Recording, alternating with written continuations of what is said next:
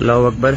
मैं भी इस टाइम राजा तैयब अपनी छत की हदूद पे खड़ा हूँ और मैं तो नाज़रीन, खबर ये है कि सियालकोट पर हमला हो गया है। रात गए के ये मनाजिर हैं, आप देखिए सायरन बज रहे हैं, पाकिस्तानी फौज को भारतीय फौज पड़ गई है, लोग घर छोड़कर भाग रहे हैं, खतरे के सायरन बजाए जा रहे हैं। ये वो वीडियोस हैं, तस्वीर हैं जो इस वक्त सोशल मीडिया पर अपलोड कर कर अफवाहों का बाजार सरगर्म किया जा रहा है। लेकिन आपको हम यहाँ ETV 247 उर्दू के ऊपर हकाइक बताने जा रहे हैं और जो मनाजिर आपको दिखाएंगे वो ज़रा आप देखिए कि इस वक्त जो सूरत हाल है पाक भारत दोनों तरफ, वो ये है कि ब्लैकआउट यकीनन कर दिया गया है। लाहौर, इस्लामाबाद, रावलपिंडी में तकरीबन मुकम्मल ब्लैकआउट है। साथ साथ भारत की तरफ भी नई दिल्ली, गोल्डन टेम्पल और दीगर मुहलिका इलाकों, खासतौर पर जम्मू और कश्मीर में तारीख में पहली मरतबा कंप्लीट ब्लैकआउट रात की देखा जा रहा है। तो इस वक्त जो सूरत हाल है वो आपको हम इन मनाजिर में दिखा रहे हैं